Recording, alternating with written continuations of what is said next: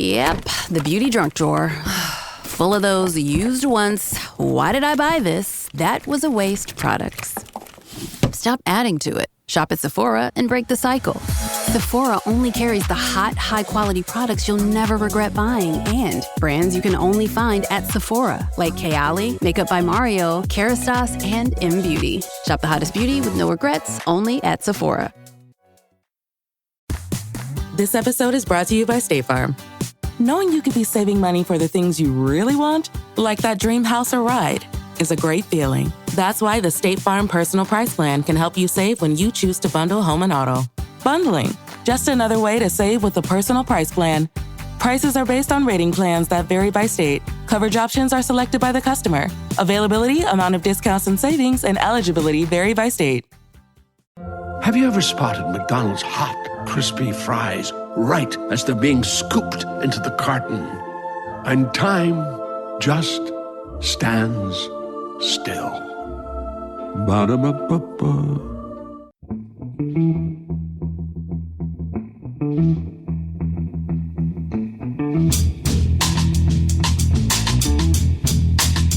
Hello and welcome to The Price of Football, the show that looks at the money behind the beautiful game with me, Kevin Day, and Liverpool University's Kieran Maguire. The reason I'm chuckling is because Kieran's normal countdown, exuberant though it is, turned into an air traffic controller leading in a jumbo jet. There, you just needed a couple of table tennis bats in your hand and you'll be fine. It's a refreshingly cool Sunday morning, Kieran.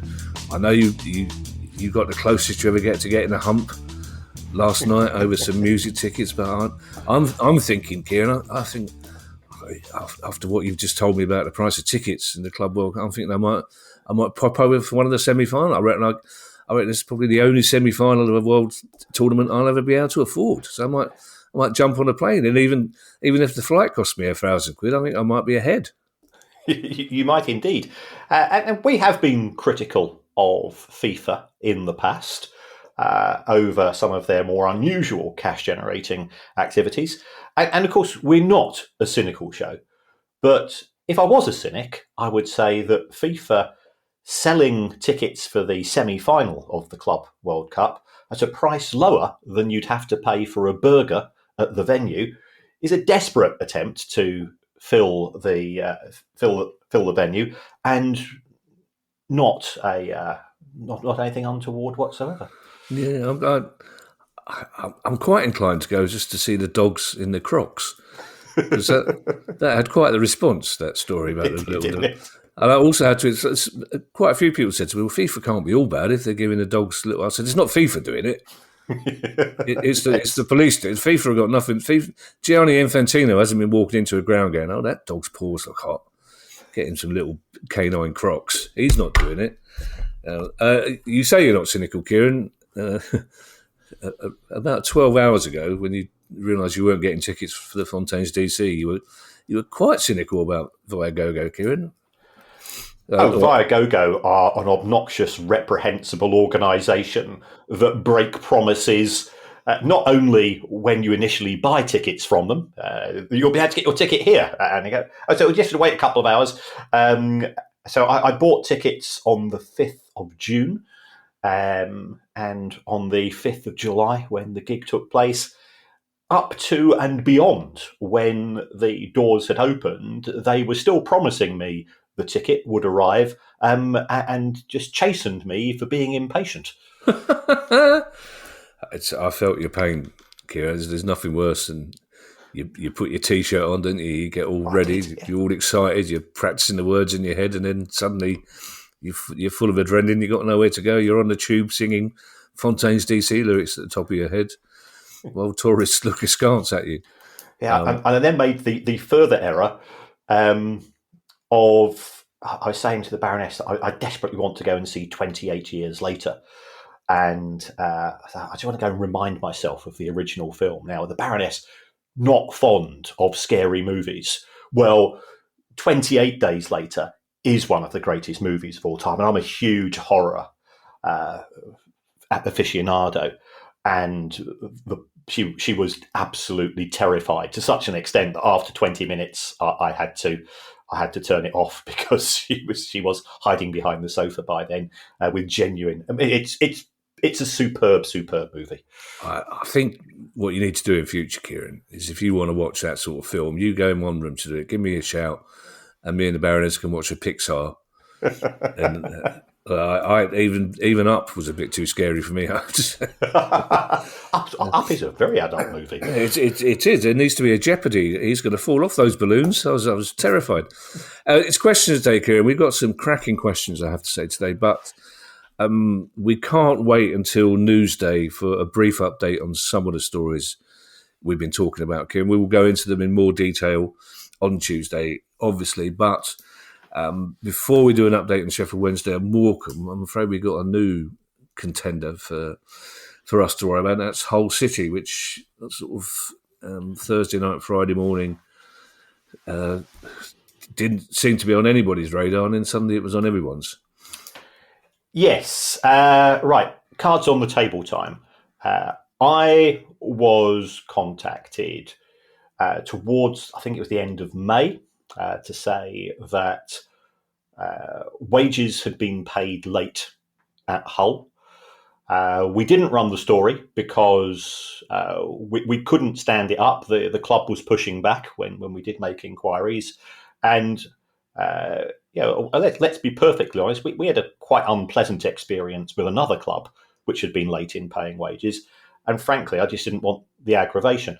So I was a little bit concerned. And then about a week ago, I went on the Second Tier podcast, which is a really good show. And one of the questions I was asked was, which clubs are you concerned about financially in 25-26? So, I mentioned the usual suspects: Sheffield Wednesday, Leicester having come down, and lots of legacy issues in terms of investigations and so on. And I just dropped in Hull City, and I had a few inquiries, and I'd said nothing because I genuinely don't want to be accused of stirring things. And I think we now have enough of an audience to know that we shouldn't be putting things out spuriously. And then on Thursday, Friday, it came to pass that the EFL have put a restriction on Hull's ability to sign players, and this is due to a failure to meet payments on existing loans and transfers. So it's not as serious as an embargo, but it's still awkward. You can sign as many players as you want, which is the benefit over a transfer embargo, but you can't pay fees for them. So that will be a constraint, and that's going to be a 3-window punishment. The EFL, I think, and rightly, are being very strict in terms of clubs honouring payments to other clubs. And the rationale behind that, and I absolutely, because some people say, "Oh, it's Villa. Villa have got loads of money," but what happens if it was Accrington Stanley? What happens if it was Barrow? And they were expecting £500,000. Yeah, that pays the wages at a club for a few months. So the EFL, and also, to be fair, UEFA and FIFA have been very, very strict on this historically, said any unpaid football debts, the punishment will be quite noticeable. So that's where we are. My understanding is that Hull City will be putting in a claim against this. They will be putting an objection. So we'll have to wait to see what the hearing is. Mm-hmm. But yes, there are other issues I could say, but I'd rather not. I think it's important, Kieran, for our listeners to understand this, that we're not investigative journalists. No. We're not Woodward and Bernstein, which won't mean a lot to a lot of our younger listeners. But we do, you do, stand up stories before we talk about them on the pod, because we know the potential outcome of just scaring people. If we're not just speculating here. You won't tell us a story. You won't give us any information unless you've had that verified, because That's you're not irresponsible. So basically, whenever we talk about a story on the news pod, we have credible information, and you have done the proper research and spoken to people about that story. So it's not scurrilous and it's not speculation. I think people need to understand that. And I think they also need to understand that most of the stories we talk about, we do so reluctantly. We'd rather not be talking about them. But if club owners, for example, are unwilling to tell fans what they need to know, then we're happy to do that job, basically. And, I think Sheffield Wednesday fans, for example, will take some comfort from the fact that it's someone like you out there trying to find out what's happening so you can tell them. So, which is a rather clumsy cue of saying what's happening at Sheffield Wednesday, because it doesn't seem to get any better. And their EFL charge sheet just seems to be getting longer by the day. Yes, although we're living in a world of shifting sands all the time. The EFL now have, I think, 3 charges in terms of both an embargo and transfer restrictions against Sheffield Wednesday Football Club. Dejon Chansiri, and we know that this was from some time ago. He's up on the charge sheet as well in terms of his conduct in effectively not honouring the commitment to ensure that wages are being paid. But the good news is that we're now getting the impression that Chansiri is being dragged to the table in terms of trying to find a new owner for the club. I think that's in the best interests of everybody. And all I would say is I'm not a fan of his. I think his conduct as an individual is he doesn't understand people. He's not inherently evil. In my view, he's just not very good and doesn't understand the industry. It will have been an expensive experience for him. So just try to find him an exit route that is quick. Ideally, a bidder comes in and offers a reasonable price. That person is able to satisfy the EFL's owners and directors tests, and then we can move on.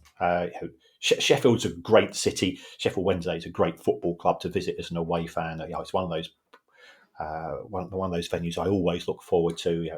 We are nostalgic football fans, you and I, and the history and the heritage and all the good. And let's be honest, there have been some stains on what's happened at Hillsborough as well. We can never deny that. Should be part of the fabric of the game. Yeah. Also, I mean, it's a brilliant comedy town. It's a brilliant music town. Music, yeah. This will sound like the faintest of praise, Kieran, but Chansiri doesn't give off Dai Young vibes to me. I mean, I wouldn't put it on your Edinburgh poster. He's not Dai Young, but he doesn't seem to strike me as somebody who would deliberately string this process out in order to feed his own ego. He seems to be aware of, certainly his latest public statement, there was an element of self-awareness in there. There was an element of taking responsibility for what had happened, and he seems to me the sort who's sensible enough to know that the only way out of this is to sell to someone, isn't it? Yeah. I put up a list of how much championship clubs were losing each week, and I think Sheffield Wednesday were probably the 4th lowest in the EFL Championship. And some fans said, "Well, what's the problem?" Well, if they're losing $700,000 a month, $700,000 a month is, and that's where we are today in modern football. That we think that $700,000 a month losses are actually quite reasonable. I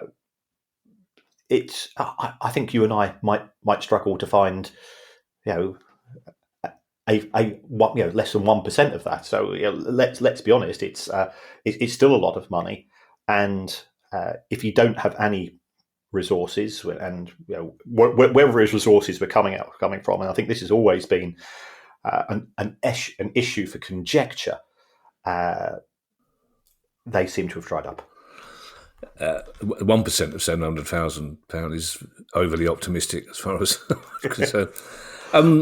There has been progress on the other story that was worrying us last week, Kieran, but touch wood, it looks like it may be positive progress. I don't say that with every confidence, because so many times in the past we have said, this looks like it's happening, but it looks like better news than it was this time last week for Morecambe. Yes, very bizarre. Punjab Warriors, who had agreed a price by all accounts with Jason Whittingham for the sale of Morecambe Football Club from Bond Group, that then all fell down. We then had the threats by the Morecambe Board of Directors to put the club into administration. And I think when we recorded the show earlier in this week, we said, by the time this goes out, the club could be in administration. But there was a delay, and there was a further delay. Jason Whittingham, who, to say that he's not on my list of people that I like is a very, very fallow statement. He then sacked the board of directors to prevent them from putting the club into administration. Now, legally, you cannot have a company which doesn't have a club secretary, which a company secretary doesn't have at least one director. So, in theory, the club was not operating legally. By all accounts, and I was contacted here by a Morecambe fan, and I can't stand this up, to say that it looks like Jason Whittingham's appointed himself a director and then has unappointed himself, but there was no reference to that at Companies House. Jason Whittingham then put out a couple of comments on the club website, and the final comment was, "I've now agreed a deal with Punjab Warriors," which is great. We just want the club to exist. I did go through, and I really do need to get out more. I did go through every single company that Jason Whittingham has been connected with, which took me a good few hours on Companies House. And of the 25, I think 14 have been dissolved, 6 were in receivership, another couple within liquid. It's a pretty horrendous track record for anybody involved in business. But there are people who replicate what Jason does. I'll say no more than that. But let's just move on. The directors have been reinstalled. The volunteer, unpaid directors, I hasten to add, who have been running the club, because Jason Whittingham, for some reason, didn't want to be a director of the football club that he owns. That's looking more positive. I thought it was pretty shabby, I have to say, Kieran. I haven't done as much deep research into Jason Whittingham as you have. I know that is past in rugby, but I think shabby is the only word I can use to describe the fact that he sacked the volunteer directors who, as we know, have been, I think, exemplary in the past year in keeping the club going and in facing him down several times. So he sacks them, then he does the deal and clearly implies, therefore, that it was somehow the voluntary board of directors that had been preventing the deal from going through, because that's how it was sold. It's like, I've now done I've stepped in, I've done the deal, we're all sorted. It rankled a little bit, I have to say, Kieran. Yes. I believe it's not libelous to express opinion. In my opinion, he's a weasel. Yeah, I think as my rudimentary grasp of the law, Kieran, which I've learnt mainly from blokes in pubs, is that he would have to go to court and prove he's not a weasel. How you do that, I don't know. But if he comes knocking on your door, Kieran, with a policeman in tow, don't say to him, "But Kevin said it was all right, I could call him."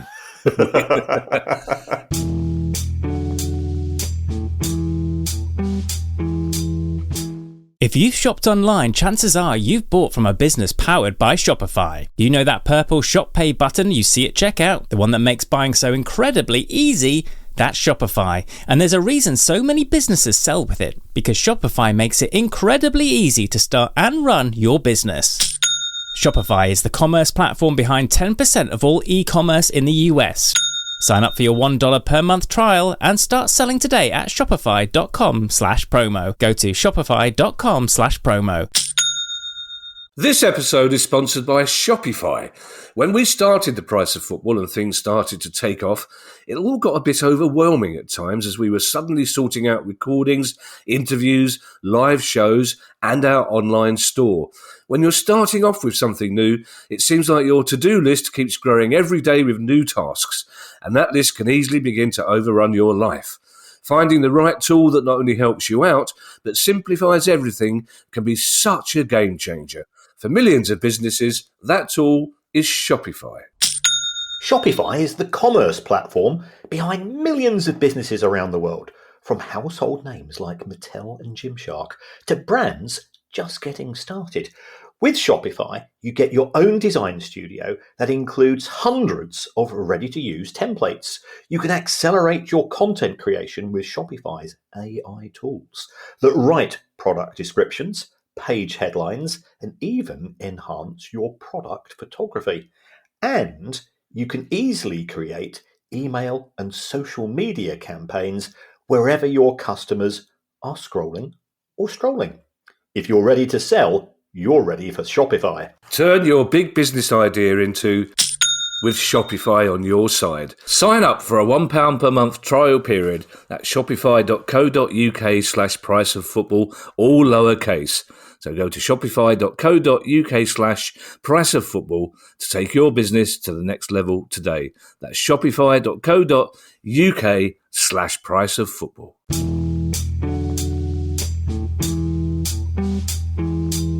Let's get into questions, Kieran. I'd say we've got a couple of really interesting ones. They're all good ones, of course they are. But the first question from Mark Ridley is actually germane to what we've been talking about, essentially, especially when it comes to non-payment of wages. And Mark Ridley, I beg your pardon, says, which are the best and which are the worst months for football clubs' income?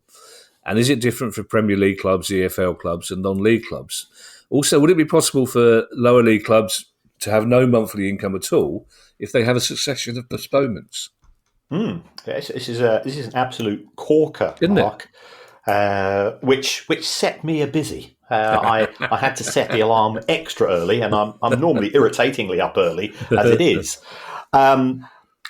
In my opinion, if we take a look, and we'll go through the three tiers, if we start off with the Premier League, probably the best month is July. And the reason why I say that is that most clubs have a financial year end which starts on the 1st of July. Not all, but most.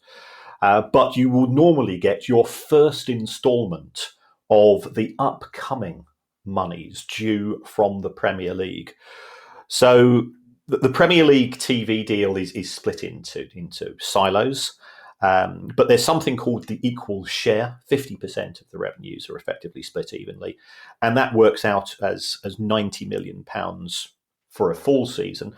From what I understand, the Premier League's actually quite good in the sense that it's received the money from Sky and TNT and some of its commercial partners.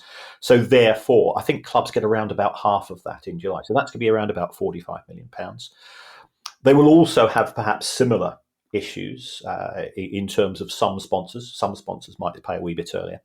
And we've got to acknowledge the existence of the transfer market. And that in today's market, even if you've not sold any players, the chances are that you have sold players in the previous 2 to 3 years in July, and payments are now on annual instalments. And given that Premier League clubs between them were owed £1.6 billion in outstanding transfer fees, a significant proportion of that will be coming in July. So even though that there's no football taking place, July, from a cash flow point of view, is actually a positive month for clubs. The other month, which I thought would be good, again, it seems counterintuitive, is June. And just as the Premier League gives money up front for this 50% that's split evenly, at the end of the season, they've worked out how many times have you appeared on telly and, of course, the final league positions. And as we've mentioned ad nauseum on the podcast, it works out as around about £3.5 million per place. So if you finished let's be controversial and say Crystal Palace finished 12th. So therefore, you almost said Crystal Palace there, Kieran, didn't you? So you would work out the difference between 12 and 20, multiply that by 3.5, and that's going to be probably around about 27, 28 million pounds. So that can be very beneficial. You might also still be selling season tickets and so on. And the numbers at times can get quite incredible. So I took a look at Manchester United's accounts, and this won't be purely June, but this is sort of indicative. If you go to the Manchester United accounts, at the end of June, Manchester United had received £198 million at the end of 24 for the 2025 season. This was payments by season ticket holders, advance payments by sponsors, and perhaps they might have some other. So 190. So June is a good month. July is a good month. As far as the worst month is concerned for clubs in the Premier League, in my opinion, and I'm not saying I'm going to be entirely right with this, I think it will probably be February. And the reason why I say that is, there's 28 days, so therefore, by definition, this is me. I've completely nerded out on this one. But also, we have the fifth round of the FA Cup, so quite a few Premier League clubs will not have fixtures, as they won't be in it, and therefore that has an impact. You're not getting any of the big instalments. You do get I think you get another quite big instalment from the Premier League in January as far as the TV monies are concerned. So, yeah, my gut reaction is February would be a bad one. And the other bad one, I suspect, would be May, because, again, probably going to be a shorter month in terms of matches taking place. You're not getting the instalments from the TV companies until June. You're not getting transfer instalments and so on. So that's my assessment. And by all means, clubs, feel free to contact me. You're more. Let's face it. You contact me enough when I say things that you don't like or get something wrong. I'm more than happy to be corrected. If we take a look at the EFL. Again, similarly to the Premier League, in my view, July would be a good month. Even though the EFL themselves spread the TV monies evenly over the season, the Premier League will have paid the solidarity payment, which is the money that it gives to the 72. And then, in addition to that, once again, we've got the transfer fees coming out in. If you take a look at the EFL, what people don't realise is we talk about EFL wages being quite high. The average wage, based on my figures, which are estimates, around about 14 grand a week. That's a substantial amount of money, and some clubs, of course, paying far more than that. But in terms of transfer fees, the EFL Championship had a negative net spend of £218 million. So therefore, it sold far more players for big fees in terms of. So those instalments will be coming out. So I think that July would be a good month. Also, you got kit launches. I've already been down to buy my granddaughters their 25, 26 kits, regardless of whether they want them. Worst month. Again, I'm looking here at February. Lost fixtures due to the FA Cup. The weather, it's if you're a walk-up fan, and let's say that it is February, you're 11th, you're playing the club that's 15th. What's going to make you get off your sofa and go and spend £25 or £30 on a ticket? If there's no jeopardy in the game, so February and March, I would suspect are the worst. When it comes to the National League, I would say the reverse, that July is probably an absolutely awful month because you've got no money coming in. I think if you have had season tickets, they've probably already been sold. The TV money isn't worth, it is worth having because it's better than zero, but it's not much better than zero. You're also probably having to pay players. I recall that we did have a National League player who came in and who interestingly told us that many of the players are on 10-month contracts. Yeah. So therefore, the clubs don't have wage bills in Yeah. May and June, but you start effectively for pre-season in July. So that becomes an additional burden. So I'd say that July, conversely to the EFL and the Premier League, is probably the worst month. Two things, Kieran. With regard to postponements, I mean, unlike, I think it was 62, 63, wasn't it? The legendary winter when there were 16 weeks with no football games. That's very much less likely to happen these days, not just because of climate change, but because improvements in pitches and I remember in the 80s and 90s, you're more likely to have a game postponed because the terraces were icy rather than the pitch being bad. So I think that's probably not likely to be a factor. Yeah. I do have to say, Kieran, and I'd say this reluctantly in case you think I haven't been paying attention, I've still never been able to get my head quite round the 10-month contract idea in the lower leagues. Obviously, it benefits the clubs, but just in terms of player retention and paying your own bills, I can't quite understand how we got into a situation where players accept those 10-month contracts, if you see what I mean. Yeah, I think the vast majority of players are on one-year deals or a 10-month deals. So therefore, right, okay. If you were playing for Wrexham, for example, when they were in the National League, I suspect that they signed many players because they were quite active in the transfer market on 2 or 3 year contracts. In which case, under those circumstances, they'd probably be on 12. They'd be paid every month. Okay, right. It's for the players who are on a one-year deal. 1 year turns out to be not 1 year. Right, got you. Okay. Stuart Sale has our next question. They're like lawyers, our listeners. They're very clever at finding ways of asking questions about how the regulator is going to work. And Stuart has a very valid point. Stuart Sale says, my question is about how the incoming football governance bill will interact with existing league regulations. So there are a number of provisions in the football governance bill that cover things already addressed by those regulations. For example, who can own and run clubs and around allowing clubs to relocate. Is the expectation that the leagues will cede these powers to the new independent regulator? For example, if there are a few clubs in different stages of relocating, would they have to get both league and regulator approval? And could you end up in a situation where the league permits a relocation, but the regulator blocks it, or vice versa? Certainly, looking at that final question first, Stuart, yes, that could be the case. It could be that there has been approval by the board of directors of a club, but I think under the provisions of the football governance bill, there has to be some form of fan approval as well.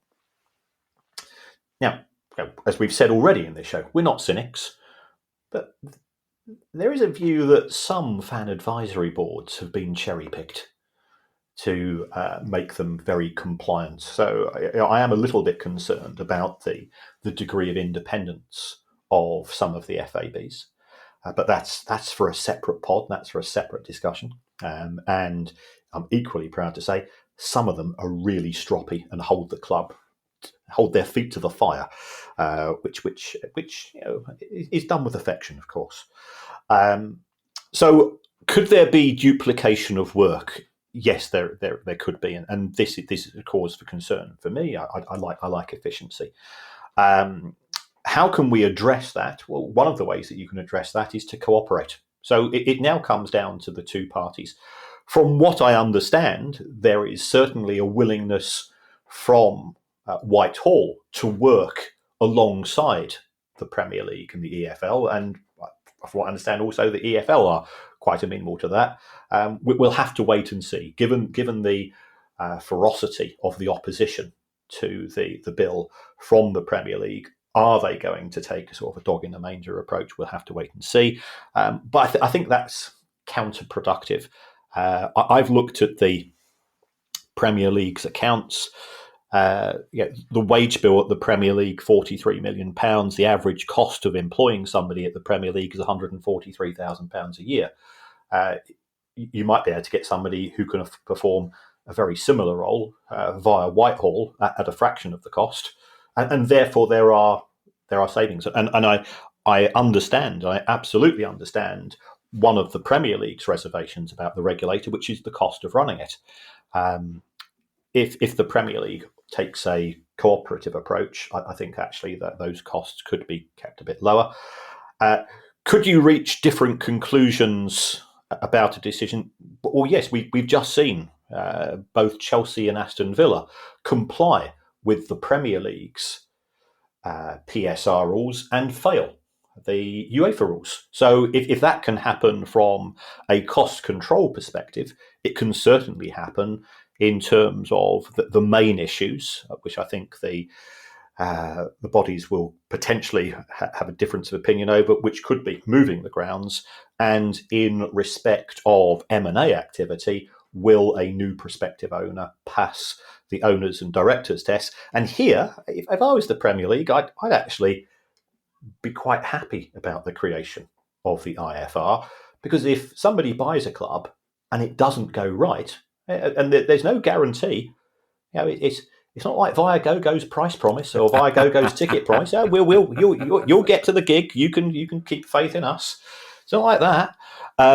If something goes wrong, then the criticism will be levelled at the IFR, and certainly all of those people that are already throwing brickbats will be getting them out and throwing them with gusto. Firstly, Kieran, Chelsea and Villa failing UEFA's PSR rules has gone completely under the radar, 100% under the radar. I think there are Palace fans here who know as much about Lyon's finances as John Textor does, which is not a good reflection on John Textor, to be perfectly honest. But Lyon got slapped with a massive fine on Friday.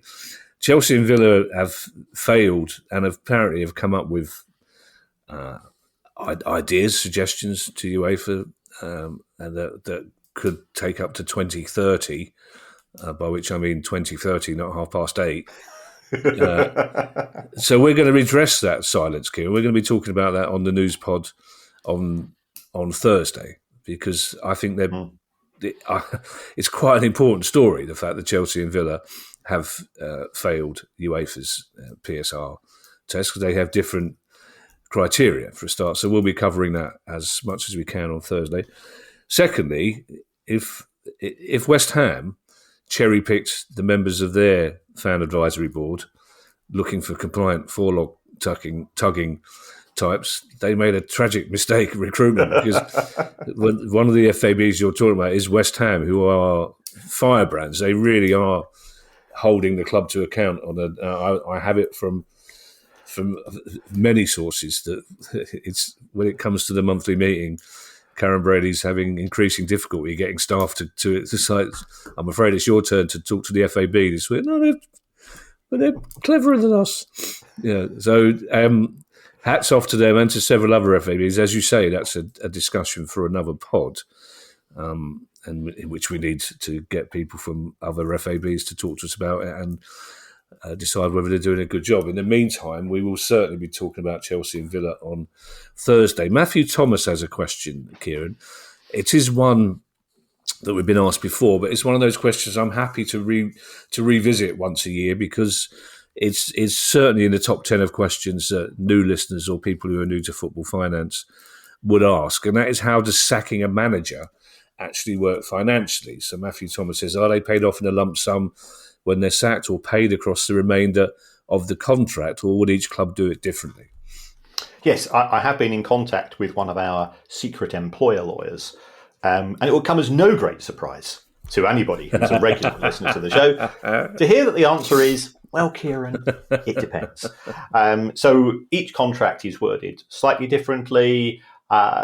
If a manager is sacked, they do have rights in terms of how long they will be paid in terms of the remainder of their contract. And I know I've brought this up on many an occasion. I take you back to David Moyes and Manchester United, where David had a 6-year contract, but there was a clause in the contract which said, should Manchester United fail to qualify for Europe, then that 6 years becomes a 12-month outstanding period of payment. We've seen the likes of Pochettino and Graham Potter take a fair old break out of football after being sacked by their clubs. There was talk about how much they were being paid. Again, we don't know. We hear this from journalists. Some of those are pretty reputable journalists, though. Some clubs want to sack the player. The manager is obliged to seek work. So therefore, even if it's simply a case of sending in your CV for they need to evidence that. Otherwise, they won't be paid. Do some get a lump sum? Yes, some will negotiate. The League Managers Association is always the first port of call for members. So that's the dog. So we do see a variety. Some clubs would like to give a modest lump sum, but don't have that money. I know of one club, and this is going back a good few years. I know of one club, however, which is now a Premier League club, which at one stage, I think, according to my pretty high-ranking source, they were having to pay. It was either 6 or 7. I think they're paying 7 managers in total, of whom 6 were prior managers. Yeah. Simply because they couldn't afford the lump sum payments that the managers would have accepted. So therefore, they were paid on the drip. I don't think it's right to reveal which club, but they're recently promoted to the Premier League here, and I think it's the club we're talking about. Are we not? No. Oh, okay. Wrong club. I think it's important, Kieran, to understand we've all succumbed to that sack the manager feeling occasionally. I never do it in public. I don't think it's right to shout abuse at managers or players in the ground. Moan as much as you like in the pub afterwards, but you forget what you're doing here is calling for the sacking of a manager. And we don't do that in any other area of life, really. I mean, at the moment, you would happily see the CEO of Viagogo kicked out of the job. But in general, if you're slightly disappointed by something that happens, you don't, if you have a burger that's not quite as good as the one you last had, you're not demanding that the chef be sacked or that his van be taken off him. But this idea that any manager, or if a manager is sacked, it's fine, he'll get another job. It's not always the case. No. You look at a fantastic manager like Alan Kirbishley, who loses his job and everyone goes, he'll find himself another job. Time goes on, he never did. Yes. So I think it's worth remembering these are human beings here. They're not deliberately ruining your team, and they're not operating in a vacuum. There's a whole set of circumstances that are happening to make a club unsuccessful. It's very rarely only the manager that's doing it. Absolutely, and I'm very fortunate. I do a little bit of teaching for the League Managers Association, and I've seen some of the research that's been undertaken. The talk of the new manager bounce is one of the biggest fallacies in football. Can a manager make a difference? Yes, they can on occasion. But the vast majority of time, the reason why there's a so-called new manager bounce is that perhaps a club has had some bad results due to a combination of factors. Your striker's not got his scoring boots on. They've had a couple of VAR decisions go against them. But all of this is ignored. So, over the course of 4 or 5 weeks, you can have a load of duff decisions, you can miss a load of sitters and so on. And the manager is the lightning rod for the dissent of fans. Over a longer period of time, you tend to get the results that you probably deserve given your investment in squad and quality of player and so on. So a new manager comes in just as you're going, just statistically, you're probably going to have a slight bit of an upswing. You've only got to look at the clubs that were relegated from the Premier League last season. Ipswich Town kept the manager. They were relegated. Southampton and Leicester City both changed their managers, and the new managers didn't make any difference. And if anything, things were deteriorated. We've got Manchester United. They said, "Oh, we're not performing very well. The problem is therefore Ten Hag. Swap the manager." Results didn't improve. So sometimes it does work, sometimes it doesn't. But because it's a gamble, and because club owners want to take the heat off themselves, so change is now falsely interpreted as being the same as improvement. And this is a much broader issue in society, which is definitely for a different podcast. But change is not the same as making things better. I think Palace won one. I think out of our first 10 games this season. Certainly took us 8 games before we won our first game, and there were plenty of people saying the Glasner experiment hasn't worked. But my understanding is that Steve Parish was never one of them and told Glasner that his job was safe. Also, the circumstance in which I would say 70% of managers are sacked is because the club has 2 games coming up against teams below them or against teams in and around them, and they're very important games. So why would you be surprised if you actually beat 2 teams that are below you? No matter. So that's the context you need to look at. Adam John has a very interesting question. And Adam says, you guys have probably addressed this previously. We haven't, Adam. It's never occurred to me. But what is the rationale behind UEFA flipping the schedule between Champions League semi-final legs so that 2 teams have a 6-day break while the other 2 have an 8-day break? Is it broadcast related? You are 100% correct, Adam. Broadcasters do sign deals with UEFA. And if we take, for example, I'm not sure whether this is still valid, but it certainly was valid a couple of years ago when I first came across it. If we take a look at Greece, and I cannot say the word Greece without thinking thirst for knowledge immediately afterwards, but if we take a look at what we have in Greece, there are 2 broadcasters, one of which is a free-to-air, and the other is a subscription-based. And the free-to-air broadcaster has the rights for the Wednesday games of the semi-finals. Now, let's say that you've got 2 semi-finals.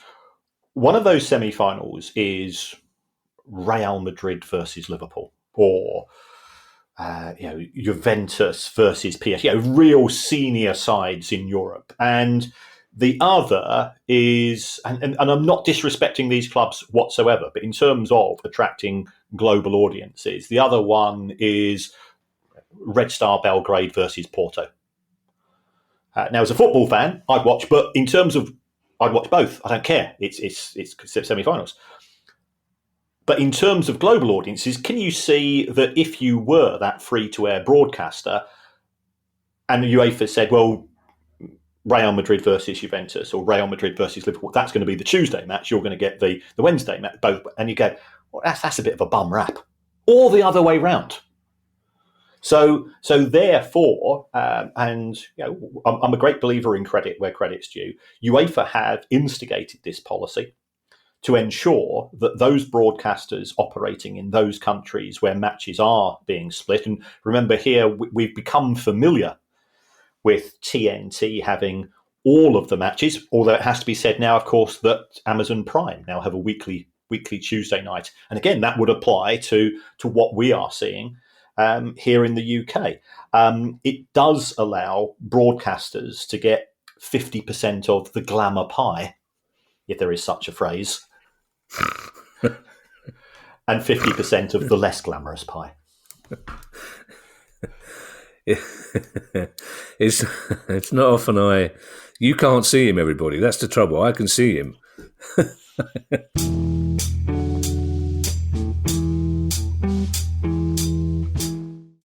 Everyone who works at Starbucks, full or part-time, gets stock in our company, simply for being part of our company. That's why we call our employees partners, because when Starbucks succeeds, our people do too. And that success turns into down payments, family vacations, and so much more. At Starbucks, benefits like company stock are just the start. Learn more about how we support partners at starbucks.com/partners. Introducing the new Volvo XC90 with 7-seat versatility, Google built-in, and advanced safety features for all your precious cargo. The new Volvo XC90, designed for life. Visit volvocars.com/US to learn more.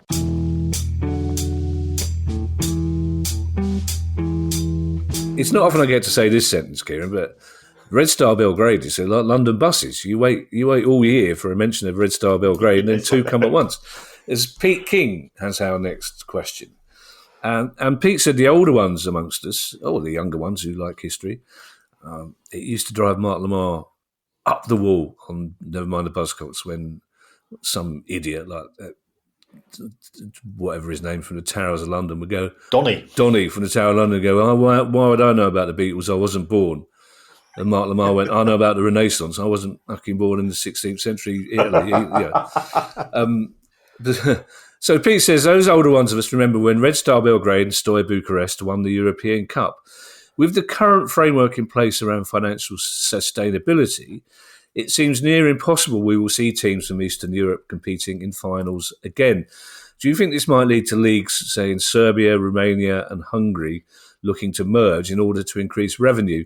I know Holland and Belgium explored the same, but to me, I can't see how else we'll see a Red Star or another across the region win again. I think it's interesting for context, Kieran. Of course, in the old Soviet Union days, the best players were hoovered up for, government teams and, Lokomotiv Leipzig in East Germany and Carl Zeiss Jena and things like that. But in the 1950s, Eastern Europe was the powerhouse of European football. Hungary changed the way the game was played. Oh, yeah. Honved were arguably the biggest and best club in Europe. We sort of, Panenka in the 70s with Czechoslovakia as it then was, the great Romanian teams during the 80s and 90s. So they've always been there or thereabouts, and they produce some fantastic players. But I think Pete's absolutely right. It seems impossible to comprehend the idea that a team from the old Eastern Europe, however you want to define it, will ever win the conference again, let alone the Champions League. Yes, I think you raise a valid point, Pete. Those days have gone. Yeah. And we can romanticize, and Kevin and I, we are football romantics. We do have this nostalgia because we can remember those nights gathered round watching it on ITV and so on, and there was genuine excitement.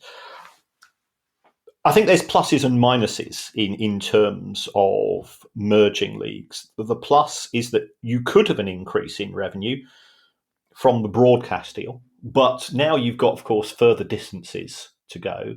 And also, could it therefore result in some matches which were local derbies, if you've merged the leagues, that some of the clubs might drop out, and the local derbies, which generate all of the passion and the excitement, those disappear. Also, if you merge those leagues, instead of having 3 opportunities from your national champions to get into the Champions League, only 1 because of a change in the rules. So, do I think we'll see a Red Star or another across the region win again? Sadly, I think it is highly unlikely because even if they do have talented players, they will be spotted by the big 5 leagues, for want of a better phrase, and those players will move on. Secondly, if we do merge the leagues, instead of getting 320 millions in terms of broadcast money, you might end up with 100 million euros, but you're still competing against leagues which generate billions upon billions because they're being broadcast to 100 plus different countries. Even if you merge those 3 leagues, you're not going to get any interest from NBC. You're not going to get any interest from China or Malaysia or some of the Nigeria, the big markets, the Scandinavian market, which is a huge fan of the Premier League. And so the Premier League has done really well. It's got first mover advantage. It's built up that set of fans who are now themselves legacy fans, and they're not going to change just because we've got things more exciting or more different in Central and Eastern Europe. I suppose as well, Kieran, historic geopolitical rivalries in that region would mean there are a lot of games that security forces in either country wouldn't particularly want to happen. But it just, I've mentioned this before, we went to Prague just before Christmas and we saw Sparta Prague play, which was great. You'd say it was like a championship level stadium. We went to Bohemians on the Sunday, who have qualified for the Europa Conference, but it was only a step up from Tooting and Mitcham, to be honest. It was great. It was fantastic for us.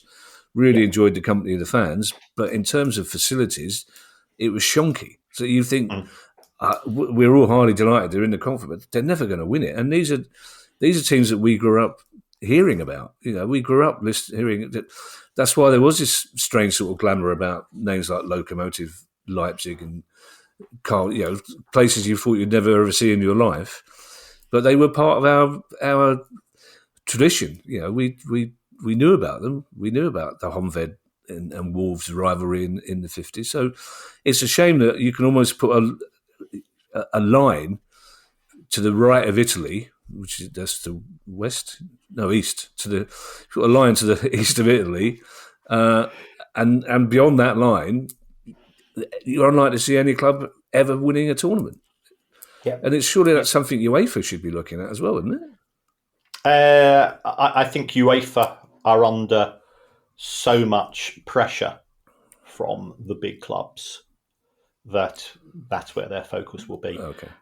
Perhaps we ought to have a chat with the representatives of perhaps a union of the clubs for other places in Europe. Well, it's almost like you set that up deliberately, because we are having a chat with a representative of the Union of European Clubs, which I'm very much looking forward to. Absolutely. Yeah, very much looking forward to that. Our final question, Kieran, I say question, it's more financial advice. This one, Rob Eisen's chanced his arm and he's thought, I know somebody who might give me a bit of free advice. As it happens, it does open up an interesting point of discussion. So I think it was perfectly valid to throw this in at the end of the questions pod. And Rob Eisen said, I recently inherited shares in Tottenham Hotspur valued at around £30,000 at today's price. Now, it's always difficult to know whether to say congratulations in those circumstances, because that's a fair old chunk of shares, but also you're getting them in sad circumstances. Rob says, as I'm not much of a player in the share market, which indicates to me he is a little bit, that's the sort of things somebody says in a pub. I don't know much about these things. You know something, didn't you? Rob knows enough to ask you for advice for a start off, so he's a bit of a player. As I'm not much of a player in the share market, I was going to sell them. However, the market for shares in Tottenham isn't like that for publicly traded shares. I understand they get auctioned off every couple of months rather than traded day to day. Now, I have to say, Kieran, that's a concept I've not heard of before. A friend of mine, says Rob, told me I shouldn't sell them, as if and when Daniel Levy sells the club, they'll be worth substantially more. I know you're not in the business of offering financial advice. You thought you'd give it a go. But I was wondering if you wouldn't mind shedding a bit of light on how the market for Spurs shares works and what you imagine the scenario would look like should Levy sell the club in the not-too-distant future. I think this is an interesting one for a lot of listeners, Kieran, because even at Pally, there are quite a few clubs where we talk about the major share owners and we know who they are, but there are still groups of people, I think Everton were another one, groups of people who own between them 5% of the shares, which is not significant, but actually is worth quite a lot of money. That's right. And if we return to Everton, I think there were lots of Evertonians who were legacy shareholders who bought the shares not to make money, but also not to lose money. Yeah. Because that's part of their bond with their club. And I know just how disappointed that they were not offered the opportunity to sell their shares at the same price as we saw with Farhad Moshiri. And since then, the shares have been diluted and the value of their individual shares has gone down. So I think how it's done by a club, it should always be done sensitively. And I'm not sure that Everton's new owners particularly endeared themselves there. But in the case of Spurs, Rob is exactly correct. There's a platform called Asset Match. And what Asset Match does, it operates in a different way to a stock exchange. A stock exchange operates where there are shares being traded publicly. So you don't know who you're buying the shares from. You could be buying the shares from a number of people. So if I wanted to go and buy 500 shares tomorrow in Juventus or Celtic or Manchester United or Dortmund, clubs that are traded, I either get hold of my broker, or what I can do now, I just go onto an app. I say, right, I want another 500 Manchester United shares, ping. I see what the offer price is. If I like the price, deal is done.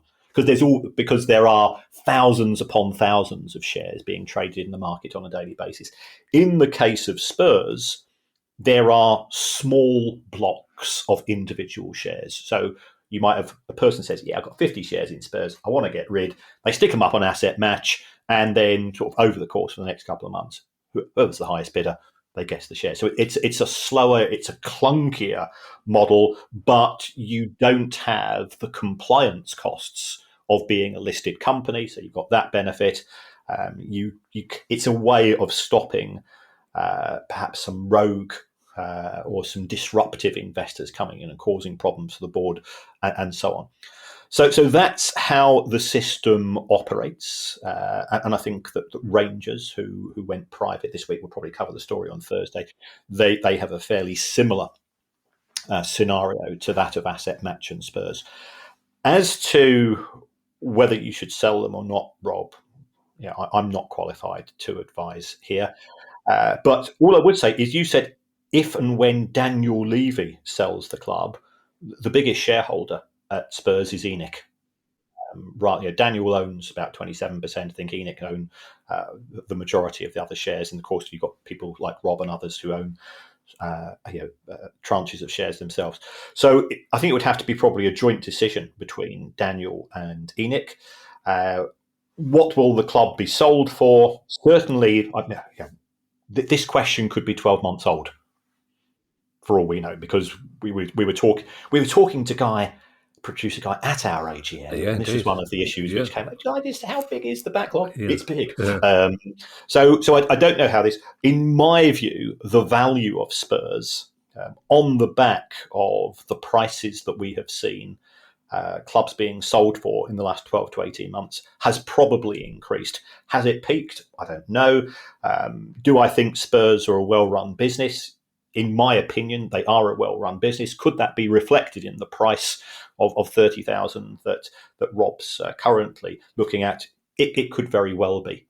So if there is a sale, I've not seen Spurs' internal constitution totally.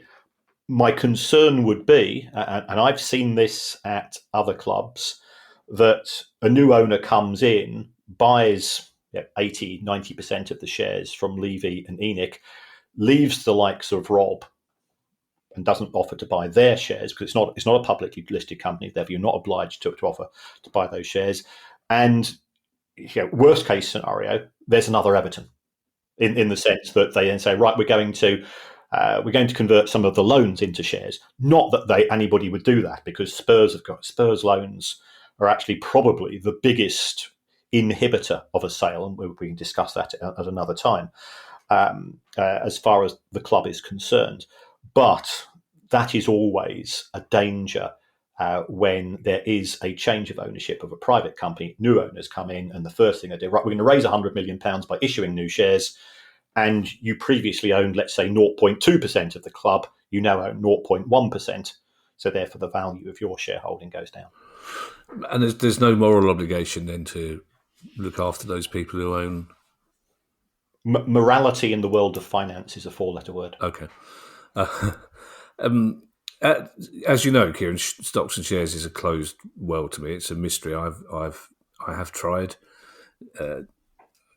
So this idea of this hypothetical new Spurs owner would come in, buy 92% of the club or whatever it is from ENIC and from Levy, and he'd say, I don't need to worry about that 8% block, because none of them will ever be able to afford to take shares off me. I can leave that. I can dilute the shares. They're gone.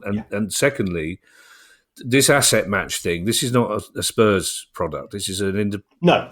This operates for large private companies which normally are not 100% owned by an individual, where perhaps you've got a majority controlling interest, and then you've got an element of the club or the company which is owned by a series of individuals.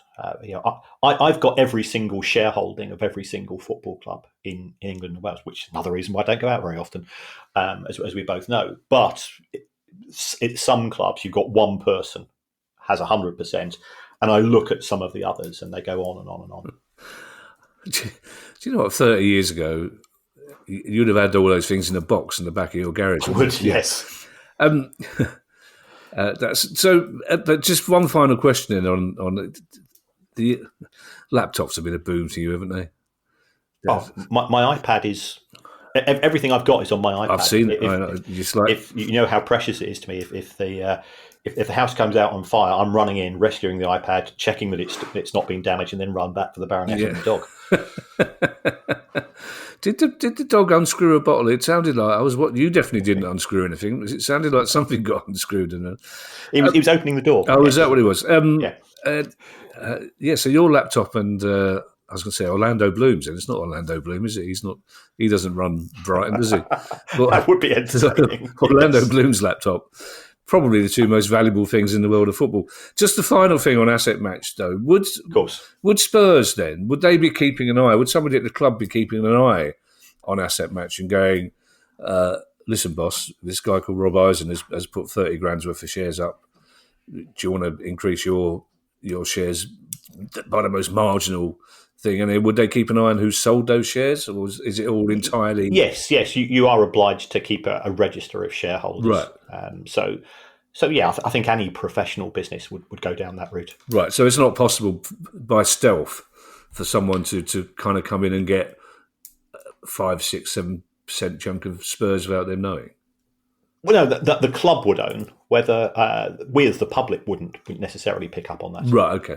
Thank you to everyone who's joined the Price of Football Club. If you'd like to join it too and get every episode a day earlier than everyone else, ad-free listening and invite to our monthly Q&A sessions, bonus episodes and more, go to our website, priceoffootball.com. If you have a question you'd like answered on the show, email us at questions@priceoffootball.com. As Kieran said, there is still a surprisingly long list of questions to get through, but if you want to join the club, you get your own episode where you can ask topical questions and they will be answered within 3 weeks, which is as close to now as it comes to in the world. And you can do that by going to questions@priceoffootball.com. Don't forget, you can of course follow us on Twitter, X, and you can find us on YouTube. And if you'd like to buy one of our books or a Price of Football t-shirt, you can find all the details on that same website, thepriceoffootball.com. We'll be back on Thursday with our usual news pod, which is already packed, I have to say. In the meantime, to hand you over to Mr. Kieran Maguire for his current customary farewell. Well, thank you to all the people that have been in contact, and a special thank you to those people who have reached out to me over the Viagogo issue. I don't care about Viagogo. I care about going to see the bands I want to see. So it was a huge disappointment, and there were some very kind messages as well as some tellings off. And I absolutely get that. Well, if you get into bed with Viagogo, you take it on board. So thank you to all of you, and also thank you to everybody that supported the show in so many ways. But there's an additional way in which you can support the Price of Football, and that's to give us a review. It helps us in the charts. It helps us with algorithms. It helps us to persuade guests, because I say I've got lots of reviews for that. So it genuinely is of assistance. It would take you no more than 30 seconds. Doesn't matter what you say. You could even say you would rather have the show presented by Mark and Lard, biddly biddly bing, because those are two of my favourite presenters of all time, and they're sorely missed. Yeah, they are sorely missed. Yeah, Gideon Coe, Stuart McConey. There was some cracking. Yeah, they're all still about. Of course, I don't get the biddly biddly bing reference. They're all a bit northern for me, I have to say. Bye, everybody. Bye. The Price of Football.